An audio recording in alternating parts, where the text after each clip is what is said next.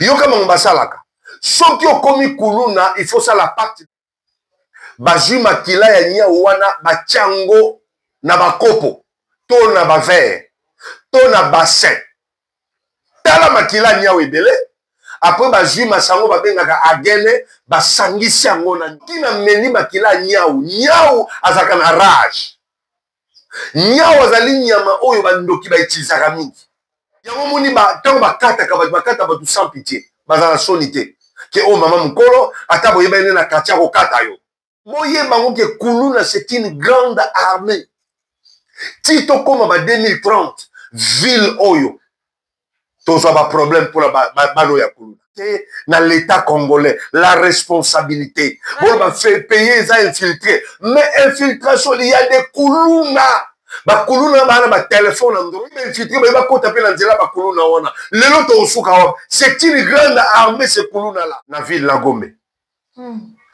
na rond-point Mandela na rond-point Victoire na Pogabi na magasin rond-point magasin Kitambo na Victoire juste na Pascal wana na rond-point Ngaba na Super Lemba na rond-point Super Lemba na tenazo émission bisika bakuluna baobota très bien wow. Ba place na tangeli bino botala ke ville à Kinshasa ce toni na ba fazer voilà ba fazer ba komi ebele na kati ya mboka soki bokomi komona bato bazokufa ebele ça dit mboka les pauvres bolobela biso bangamba ba minéré te notre pays est pauvre parce que bato bazolia bien te bato bakufa ebele biso totelemi awa balobi yo otelemi wapi yango nazosenga bino bosabone vraiment massivement na Anti-Stress TV chaîne na ngai ya yo ya ye ya biso banso so boni bomona ba gag ba émission éducative boni bomona ba vrai film proprement dit film Anti-Stress TV biso totelemi biso bakona biso mesiko s'abonner alors massivement ici bakomi abonnez-vous na rouge wana yo Dobika. Allez, Dobika. Bonjour à tout le monde. Bonjour à tous mes fidèles. Il y a Anti-Stress Télévision. Ah, vous aurez toujours chaîne d'actualité. Maman Koutou m'a dit me laisser. Autre m'a dit la boise de la presse. Et puis ça ramène soit tête. S'il vous plaît, abonnez-vous massivement à Anti-Stress Télévision. Bon, vous avez un immense. Maleka maka awa. Na kotambola mo se moninga. Toi ibo mona bela changu. Kotambola so. Esprit bawa Mosa Nzambe alobaka tellement bien. Vous me sentez déjà à Anti-Stress Télévision. À tout le bien. À phénomène kuluna oyo. Et comme tu dis tout bien maman nini. En tout cas, on est tout colobé. Ah, on est tout le mozilo. Et ça y est, il est boissou comme vous la tête. Mon cœur le bar à la biso. Letoko manyola ngola ngolai na yemoko mupakola minankolo mupona minankolo mais akomanyola phénomène kuluna oyo est-ce que zali spirituel to ezali physique entre ya on est trop bana ngolai to na mosito. Merci beaucoup à Montréal LSC l'accent va y invité spécial na yo. Papa bonjour. Oui bonjour maman Nadine. Bonne santé papa. Oui nous sommes battre la bicho tozawana par sa grâce nous sommes là tout ça qui endeuillé dès l'équipe. C'est hier que nous avions enterré notre grand-mère Bandit Momon Nabilili. Zaki Pachi, Oibiso Gyozala Moto, à Bokolu, à Colisio, à l'Action Nyoso, pour Ndenge Bazoramwana. Les séparations, c'est toujours difficile. Mais l'Iwa, ça pour la Bagnyoso, mais qu'on se séparer à la personne qui est au Bofan plus de 40 ans déjà passé accueilli. Voilà, merci beaucoup. Eza passé accueilli. Après, Manaïna Kimia, pour la biso grand-mère, en tout cas, Manaïna Kimia. Papa, matanga, on est les qui est-ce que vous avez assistance à Bandekonayo, Bassin Nzambe, et puis Balanao, Balina Komingi, au Balana Komingi, qui m'a bien, qui m'a souvent financièrement, et puis moralement, comment, Manuela? Bon, assistance, il y a Baninga Bassin Nzambe, je pense que l'Obitoza qui n'a morgue, quelqu'un homme de Dieu était là. Je salue à passer pasteur Ig Azalaki wana beaucoup la kanakle Azalaki pe wana bande komsou baya kité basali Nzambe mais babengaki nga bapesi nga baencouragement na bango na numéro na nga WhatsApp na Facebook mais na bandeko mosusu kosunga mpe oyo baza libana mboka kopesa baencouragement bapesa baencouragement bandeko ya kosunga mpe basungaki. Là je salue à passant maman Edoxy na France, merci pour le soutien na yo. Maman Virginie Diasonama, merci aussi pour le soutien na yo. La servante de Dieu Nicole Kanda, merci pour le soutien na yo. La servante de Dieu, ma fille Rosette Abradavi, merci pour le soutien na yo. Merci au prophète Yamopina, Bijou Mopina, elle m'a aussi soutenu financièrement que moralement, ainsi que les autres qui m'ont encouragé. Merci pour l'encouragement, merci pour l'assistance. Voilà, merci aussi à maman Christelle, en tout cas. Ouais. La bossalité, il y a peu de salutation et béni la souka. Mais quand il y a le lobby, maman Christelle Luzolo. Maman Christelle Luzolo. Maman Christelle Luzolo. Merci beaucoup. Merci pour la soutien. Depuis Kora Koufaki, elle est toujours avec moi. Aja ko encourager nga tout na programme toujours tous à la ranaye à la ninga na morgue to si morgue to ke cimetière to si cimetière to ke naye na bambouteillage za kilo bizay makasi. Vraiment ma fille maman Christelle Luzolo nzambe abatela yo na libota na yo na bana foyer na yo. Je vous bénis, soyez bénis, merci. Merci beaucoup pour protocole, Père Zaki Maladi. Ouais, sans oublier mon fils chéri, voilà. Le pasteur Biladjenda. Pasteur Biladjenda. Il est à partout, Lipata. Pasteur Biladjenda, Lipata toujours. Voilà. Donc il y a partout, Biladjenda. Azaki malade, hein? Malgré Azaki malade, dans ma perfusion, mais aïe. Vraiment. Azongi pe malade, en tout cas, Bila. Nzambe asalanga ngola sala opengolu. Amen. Bonne guérison, sois fort. Molo nous y arriverons. Kokeni na gauche, kokeni na droite. Yesukaka. Yesuka, c'est Jésus qui gagne. Voilà, merci beaucoup. C'est Jésus qui gagne. C'est Jésus qui gagne. Jésus gagne toujours. Voilà. C'est Jésus qui gagne. Amen. Voilà, merci beaucoup. Merci à tout le monde. C'est Jésus qui gagne. Ceux qui collent à longue, ils ont toujours une colonne à midi. Après tout, tu as la saison du jour. Si tu as tout l'amour qui phénomène colonne, oyo et commis somme. Ok, ok, n'a pas besoin de me suka à kosopa moli, mon pas bilenge mais to komona ba bilenge mosu ba kosapola bilenge mosu ba kosaela nzambe mais bilenge mosu pe ba koti makasi na phénomène kuna o na ebisio to ebite ezali ne bilengo ya suka to ezali makambo yo ne ba konza mboka ba ko créer yango pona makila ba régner na makila ya bato mani na maloba parce que yo banga te za esu ba waya non likambo yo banga te za wana te ezali eza problème moko eza ko bouleverser mitu ya bato vraiment. Et ça problème mon que je rendre batu na insolence. Batu ba commis insolence, ils ont rendre batu na imprudence, ils ont rendre batu na impolitesse. Quand je dis ils ont rendre batu, ils ont commis ça batu. Très bien. Donc bano bazo bota ma mikel na ba quartier tant bazo mona kulu na o jeune garçon moko voyou azo finga mukolo, yé pas zo zwango. Donc kuluna ils ont zang sabatu kimia. Kuluna lelo to na 2025. Kuluna bakoki ko fêter si je me trompe peu bako comme à la 15e année là-bas. Et Kuluna ne ba na régime oyo Joseph Kabila zala qui présent na mboka oyo. Et il y a des acteurs, il y a partis politiques naye au bazali ba créateur, il y a Kuluna. Parce que biso to koli na Gishasa to botam na Gishasa tout le monde m'a cambo, tout le monde a été dans le régime passé. Je ne suis pas contre ce régime. Dans le baba fait. Oh, tout le monde a. Mon frère, ma soeur, Kuluna n'est pas seulement physique, mais Kuluna est spirituel. Ah bon? Oui. Kuluna est en physique kakate. Parce que, na évité mo Kuluna ngelo ba nini mo Kuluna eza la limunoko nini eza la langue nini menga na ebi mo Kuluna ezali colonne ya ba portugais. Colonne ya ba portugais. Bon, je ne sais pas si ils ont la dialecte nini na mboka la biso. C'est pour cela kuluna etangisi makila ebele. Mais avant naloba na kuluna ba phénomène kuluna boyebi ke ville oya Kinshasa depuis 1959 avant indépendance le 30 juin 1960 maman a dit na koyebisa yo ke ba kuluna pe ba wa bazaka ba kuluna te ba yanke bazaka makasi Kinshasa wa. Ah bon. Depuis 1959 tina 1976 babane ko benga bango ba bill oye.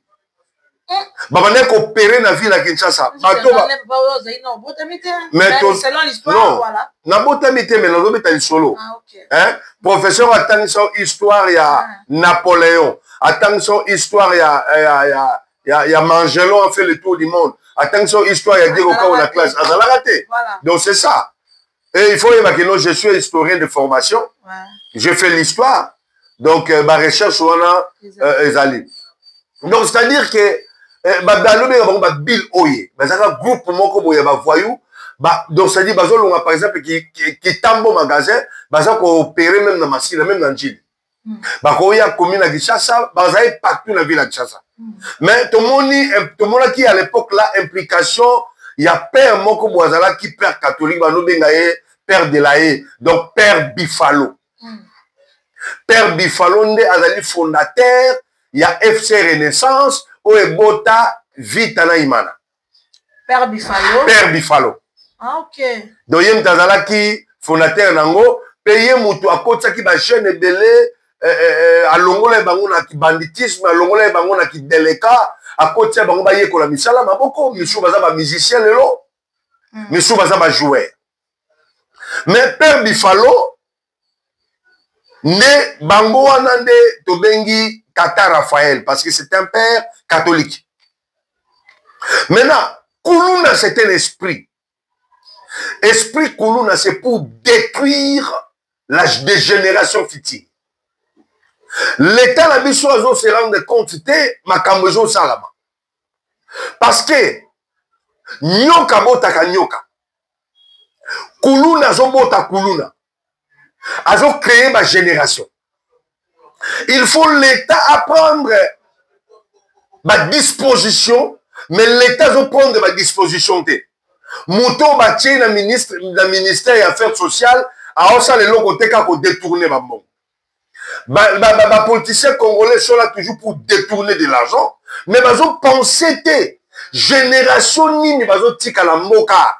Très bien. Ils ont tika la mission héritage nini. Yebisanga par exemple ban 50 kuluna tant batie bazemi baboti bana wana sko kuluna za mutu boka soki bana mwana était la classe a eza l'éducation bien te mwana wana botani azana na okoma nani. Vous voyez ce que mwana tant lobi akomi kuluna bo créer génération nini. Très bien. Parce que la Bible dit génération mususu ezokende nous sommes salini et Zobotama. Parce que Zobotama, c'est quelle génération? Donc, c'est un esprit. Oh, et l'ata jeune, ça fait plus de 15 ans. Jeunesse à la Kachapuluna. Vous imaginez un jeune garçon de 17 ans a violé maman il y a 69 ans, a violé maman il y a 70 ans. Yoka Magamba Kuluna wa Salak. Parce qu'il y a une chance. Il y a qu'à faire convertir 3 kuluna dans mon ministère, bazaki ba kuluna makasi, ba généraux. Na oluka bango to zabongo ba image. Yoka bango basalaka. Ceux qui ont commis kuluna, il faut ça la pacte de sang. Manyola. Donc ne bazala ba groupe de bango kuluna, ceux qui ont commis kuluna, il faut ça la pacte de sang. Pacte de sang ni basalaka. Avant basa l'opération. Oh to kota na quartier par exemple, to kota la super lemba, poto panzabatu. To kota la quartier Mombele poto panza batu. To yiba batu biloko. Babomaka nyau. Baju makila ya nyau wana bachango na bakopo. To na bavere. To na bassin. Tala makila nyau ebele. Après baju masango babengaka agene basangisi yango na nyau. Non. Je te dis ce qui est vrai. Tant ba sangisa yango na makila nyau. Nakacha bassin moko na moko zo toka loko la ve aosa nini aomela. Sko yebi sanga bible lobini ami ya mutu ezalaka wapi. l'âme est dans le sang. Voilà, très bien. Maintenant, soki na meni makila nyau, nyau azaka na rage. Nyau azali nyama oyo bandoki ba utilisaka mingi. Nyau azali animaux domestiques mais bandoki ba kota pe nyau mingi. Nyau azali nyama moko un peu compliqué. Ma tango meni makila ya nyau azaka na rage. Obi soya nyau pe bomaka. Na misu, so je le mnokezaka poison. Mais la tango muta meni makila ya nyau. Lo âme ya nyau ekoti pana. Ekoti pa mutu wana melaki. Yango moni ba tango bakata batu sans pitié. Bazala sonité. Que oh maman mukolo ata boyeba ene na katia ko kata yo. Ouais, maintenant il fallait que l'État prenne ma possession, ma précaution et l'autre on a prendre ma précaution. Moye bango que Kuluna c'est une grande armée. Tito comme en 2030 ville oyo. Tous ont un problème pour la banoya Kuluna. Pourquoi? Oui, que ma Kuluna baza basoda. Quand l'État zone ba awa, quand l'État zone ba awa, oh non, ben filtrer la carte mboka. Mais banguna ba ko pe ko se filtrer au travers le Kuluna. Bon soki ba komi ko recruter bango. Bino moye ba ndenge. Parce que muto déjà papa ka mutu na machette azoka somote, soka simi munduki akoyoka somote. Très bien.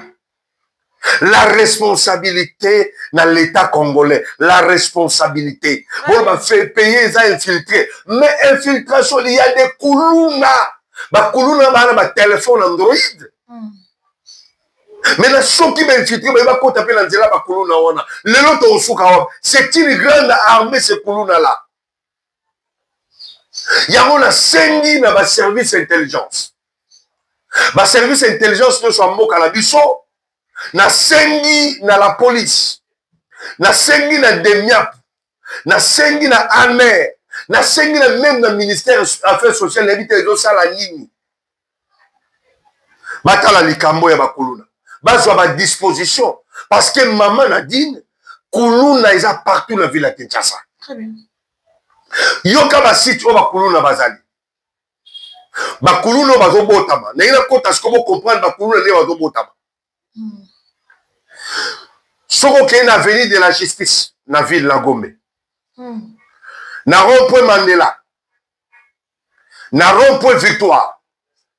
Na Po Gabi. Na magasin rond-point magasin Kitambo. Na Victoire juste na Pascal wana. Na rond-point Ngaba. Na Super Lemba. Super Lemba Mais oui. Place ni na rond-point. Na rond-point Super Lemba. Na tena émission bisika ba kulu na ba obota. Très bien, wow. Ba place na tangeli bino. Botala ke ville qui cherche ce que toni na ba fazer. Voilà. Ba fazer ba komi ebele. Na kati ya mboka. Soki bokomi ko mona ba bazo kufa ebele, ça dit mboka les pauvres. Bolo bila biso banga ba minéralité. Notre pays est pauvre parce que ba bazo lia bien te ba kufa ebele. Très bien. To ya mortalité et la saka niveau ya pauvreté ya mboka wana. Voilà. Quand je parle de la pauvreté concernant la santé, tala muta mwana muta kufi l'hôpital mwana 5 ans l'hôpital ba chinois anjil maman na ya nemiye mwana pité crise balobi ava basi mwana ni fo mbongo mwana kufi. Ah non. Où en sommes-nous? Où en sommes-nous? Donc sur le même ministère de la santé aye ba na raté. Toye ba ministre de la santé te toye ba raté a sala musala nini. Maintenant, na ba point on a tangi ba fazer ba combien belé la ville à Kinshasa. Tala ba fazer ba na ebite ba bimelu wapi. Ba fazer wala za banani. Bano yo ba kuluna ba bota. OK. Bano yo ba kuluna ba sentaka ba mama na bango, siko ba soki ba mama na bango te, ba mama pe soit bala ki libala soit assurer mo na wana. Ne bana chege kaka ne bana wana lelo ba ko ba banani ba kuluna. L'État, il faut avoir à disposition, c'est une armée. Ils ont tellement, un jour, dans la biso, ils ont tangi ça, dans la biso, ils ont la batu lobby, bako beba ni tout. Il kola bana wana bakuluna. Il suffit moi na kayo ka kombo kuluna, moi na linga ba kuluna ngazala ka nani. Où en sommes-nous? Donc, tant que belaka, makila ya chat. Donc, ya nyau, ya kondoko. Na gene, tant que melia esprit, parce que l'âme est dans le sang. Même quand nous faisons la Sainte Seine, nous buvons le sang de Jésus, c'est l'âme de Jésus qui est entre nous. Et c'est le sang de Jésus, l'âme de Jésus qui nous réclame, l'âme de Jésus qui nous sauve, l'âme de Jésus qui nous purifie. Parce que l'âme est dans le sang. So meni makila ya nyama, la bête féroce, la lion. Rage ya nyama ne ye pas na yo. C'est-à-dire que ça la makamu sans pitié. Ya omona bandok soka meni makila mutu, grande ne sagalini et mataka. Mais ce qu'on joue makila nya o melia on a gagné. L'âme est dans le sang. Bon, nyama zagana ante azana este. So este wana ya nyama ye pa na yo ndo moni bakulu na baosa eskeza este ya mabe este ya salité ndo moni bazo violer parce que nyama wasala nyama yongo baosa makamluka banani banyama voilà baosa makamluka banyama baosa makamluka banyama. Donc c'est ça. Maintenant il faut l'étage de précaution na ba rond-point on attendit ba fazer ba combien belé na bandeli. Boke na la ville de la justice na Gombe, maman, tala ma fazer, bana miki ba 2 ans, bana ya ba 1 année, bana ya ba 5 ans, ya ba 10 ans. Ministère Affaires sociales Moussa na onini. Gouverneur de la ville Moussa na onini. Ministère ya santé Moussa na bino nini. Ministère ya plan Moussa na bino nini.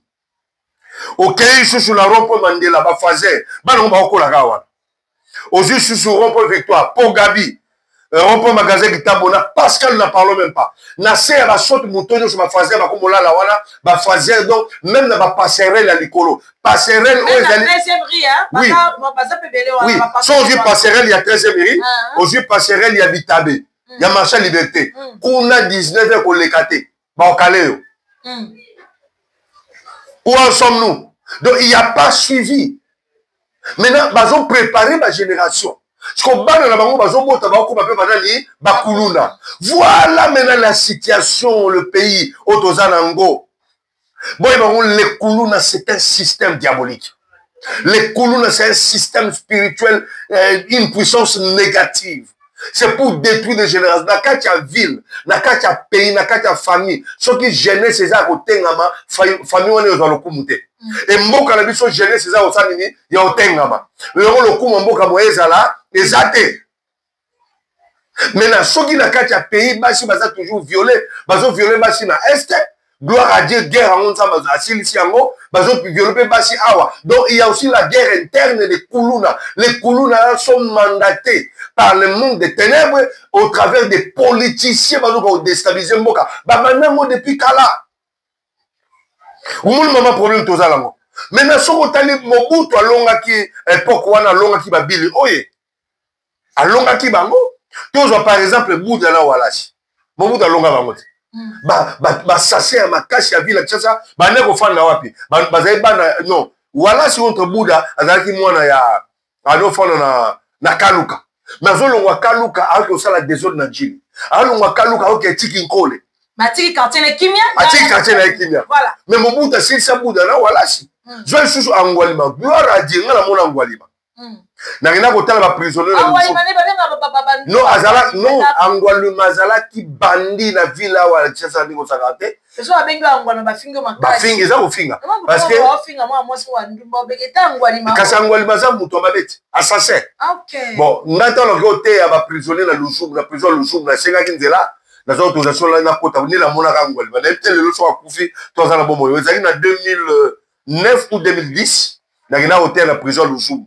Ne balakisanga awumela balakisanga Angwalima akuma pe côté ya sala bilanga na ye abota mwasi donc ça dit que ceux qui bangwalima kutu basila azui mwasi ya prisonnier aboti non ça dit awumela prison et comme le kodo abima na pe libanda donc et ça koli Angwalima za mkolo Angwalima za mo mkete ozomona. Donc nous avons connu des grands bandits na mboko loka ba vie makole ba vie illopable comme on a eu. OK. Basala ba grand dégâts dans la ville de Kinshasa. Abundana ba BCRS ba mettre masasi et joyeté. Mais là ba comment sambela. Amen. Ba vie makole. Ba kole pena oga yanke pena ya machine. Donc, Yanki Toyebi est belle la ville à Kinshasa. Toyebi a la machine de guerre, le laser à la poto, comme vous voyez sur Bena Mounoko. C'est Jésus qui gagne toujours. Amen. Nous avons connu Asumana Ngada, quand la machine de guerre dans tout le temps. Moussou n'a pas fait un témoignage. Asumana Ngada, comment Moutou? Comment Moutou? Asumana Ngada. Ah bon? Yanki a vu la Kinshasa, la Nengo Sakalate. Django, comme évangéliste, na bandal Django. Django, comme évangéliste. Django, papa. Oui, Django, te. Django, comme appelé côté à Sangoumalamu. Nana ebi Django te, le roi Kayo, grand Yanke, ya komi na Kitambo. Mondele, grand Yanke ya komi na Kitambo. Aboula, grand Yanke ya banal. C'est Jésus qui gagne. Le monde est dans la Bible, c'est la Bible. C'est Jésus qui gagne. Amen. Yango na zoyebi sande, comment vous olandanga? Sokoza kuluna, change ta vie. Bongola mutema. Yamba Yesu. Makila batwana yo kataka. Et qu'on réclame. Bible dit celui qui tue par l'épée mourra par l'épée. Très bien. Merci beaucoup à tout le monde. Papa, on va la kitoko en tout cas là si baiki bazar papa zumwa papa na bango pour que mututu fuka changer. Bon, au but une époque où na bayanki baiki makasi papa na biso bifalo, nde moto ayiko si kokoluka moya aussi ça ozali bongo moi baba yanki wana époque. Père Bifalo. Père Bifalo. Azaka na époque wana. Azalaka père catholique. Ah ok. Ouais. Est-ce que si quand on sait pour certains pères Bifalo mo était na époque pour qu'assiste sur phénomène kuluna moi Bifalo mo ba ko te matin époque pour coloper abimala simana pour qu'assiste sur phénomène kuluna maniolana. Ça dit exactement que nous avons assisté père Bifalo Moussou. Le Congo, l'église a besoin de pasteurs de cœur, des hommes de cœur, des politiciens de cœur. Catholique, on a tâté le barabazal, les délais, l'église catholique. Mais dans l'encadrement scolaire, dans l'éducation, il n'y a aucune religion qui peut se tenir devant catholique. Très bien. Les écoles conventionnées catholiques, ce sont des écoles encadrées comme dans malade. Parce que tant que on va côté mabé, tout le va côté abo, il y a bolam. Problème est ça, il faut des hommes de cœur. Qu'est-ce que nous le pasteur toko sala na bakulu na oyo?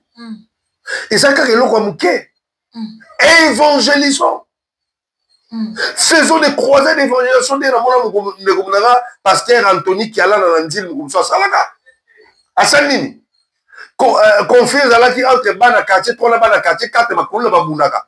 A organiser mini croisade dans la quatre églises. A bengi tous les deux généraux à Sangi Bango. À Fancy Bango Nassé. Donc, ça nous demande aussi des moyens. L'État aussi peut nous donner des moyens. Bon, nous sommes la grâce, mais il y a des hommes de Dieu qui ont beaucoup d'argent. Au Robin, c'est ma coulou, la nuit, par exemple, au Ben si on a stade Tata Raphaël. Au Robin, c'est par exemple, la stade Vélodrome. Au Robin, c'est la stade des Martyrs. Au Robin, c'est le terrain municipal, il y a Banal. Terrain municipal, il y a Massina. Au Vichy, c'est les sur la Labino. Au Tei, Bango, Kaboula, Bango, Lipakolia. Et quand tu vas les prêcher, le Saint-Esprit va accompagner cette prédication. Leur cœur sera touché. Ils vont donner leur vie en Christ. Donc, ça dit, le Congo manque des pasteurs de cœur. Le Congo manque des politiciens de cœur. Ce n'est pas la machine qui évolue une nation, mais c'est la tête. C'est le cœur. C'est-à-dire, mon thème, batonité, mon malon, bazal souté. Oh, na téléma, na financé pour te sauver génération. C'est ça le problème, maman. Donc, c'est-à-dire que Moutouba côté les mains. Père Bifalo avait mais ses moyens. A t-il des moyens d'énergie, a t-il bon manger? Parce que catholique, c'est une institution. À l'époque, mon ils allaient les aller loter. A t-il bon manger? Et à Tamboli, il est accompagné, l'État, pardon, a accompagné qui est? Donc, parce que l'Église, l'État accompagne l'Église. L'Église est un partenaire à l'État. Il y a un boulot bataille. Donc c'est ça le problème des hommes de cœur. Bano bazobo tamaïbele, bokene la veine de la justice bomona. Moi na 5 ans déjà za kuluna. Est-ce que le ministère social a compte sa projet mon côté dans l'état va financer mon ba ton centre mon mongé na maluku. Il y a apprentissage par exemple. bazwa bana wana nyonso mike oyo baza na ville excepte baotringale basala baécole primaire baécole gardienne baécole secondaire babanda otangisa bango kuna babimaka te batie basoda batiela bango baboulangerie kuna batiela bango basupermarché batiela bango baje kuna bien aimé ekochange mentalité. Pourquoi? Les esprits batina ba pasteur, bakene kotera bango butu moyo, misuba zo ba délivrance. Ce n'est pas seulement la sorcellerie banane bazali bana. Et ça va semence ba uti nango, papa na ikulu na boti kulu na mama pe alobi, yo pe sunolanga, soit mama kene Angola, mama kene Brazzaville, mama kene soki wapi, mwana na tika onyokola ye, esprit ya tata na ye, lokwa za na makile ko réclamer pe mwana na kobiku kuluna. C'est ça le problème, maman. Voilà, merci beaucoup, papa Mameli Kitoko. Si tant comme on dirait, peut-être prochain, je n'ai pas généraux, on a mis sur le ça, moi, c'est rien, on a mis sur Kanyama. Au moins, moi, qui m'est Kotaki, opération Kanyama, ça, qui va pour nous, au moins, quand même, calme, Kotaki. Voilà la première question. Tout ça va prendre un ballon, ça se attaque à maté. Azon a été pour moi ici là. Première question, on a la deuxième question là que non, système de criminologie comme sous ma casse. Ou là la moki oui, ba koti kuna nda kuna la terminus, la maison on va pandi. Ou là la moki oui, ba ke na pharmacie on va pandi. Ba okendera ba to ba ko sala moi mosala ya moi pasi. Ba compagnie mine ba chino da ba sala ba ko sala te. Criminel et koti makasi na époque on est quelque on a serré ba pa so fati beton. Mais quand nous commandons là, yo comment on ndenge. Donc problème ezali que au monde toza awa. Quand on a zokola na makambo nzambe, l'esprit de Dieu à moi fait grandir aussi mon esprit. Mon nzambe zaka na ko lo ko les faire grandir l'esprit nanga. Bana au monde bato ba osala ba braquage. Surtout na braquage les kimi na lemba, qui tambo na parle même pas. Bazo attaquer ba changeur de monnaie, ba pharmacie, ba cabi, ba shop, ba maison, braquage yogi ban bato ba osala braquage ba banane. Mais ma qualité, maman. Yo kanisi nini. Soki oza na esprit wana to kosala yango te. Soki balakisa makambo wana to kosala yango te. Ba braquer wana sont des anciens kuluna et ba kola ka ba changer ka niveau. Obi tango muto azwi kindoki na bu bébé tango azana na libumu. Tango akogisa 20 ans. Soki aza mwana mwasi kindoki wana ekoma manger. Ah bon? Elle peut tout faire. Elle peut tout faire. A rose a kopo ya longo changwa. Atalonga bo longo. Pour coller au fur et à mesure muto kola na esprit wana esprit ala pezo rendre effort. Ils ont multiplié katina ye makam. Na pese exemple moko. Ceux qui au cause fufu et pola ils sali 4 jours na foule. Mana di ba peso ye ba leso na makasi. Obi koko kufa. Ah oui. Parce que fufu wana boti bankushu. Mais mutalibo maliango. Akoufité. Habilité. Oui, pourquoi? Parce que l'esprit qui est en lui rend capable de faire ce qu'il fait. Est-ce que vous comprenez? Mon lit, moi, j'ai les autres, parce que l'esprit, parce que c'est esprit humain. Et vous savez le côté? Parce qu'ils ont vécu le monde de l'au-delà. Mais bon, il vit dans l'au-delà. C'est ça avec eux. Donc, braquer on a collé avec kuluna papa tanga koli a côté skoyo na idée ba braquage. Skoyo bi santango santi makila ya nyao. O sangi sango na agene. Tango zo melango chaque fois. Qu'est-ce qui va renaître na mutula? Ozo mo était bazo kola toujours. Donc, tango zali mo na mukela 17 ans, abandé ko papa ba machette, azo violer ba maman. Bon tango ko 25 ans, a commis braquer. Criminel.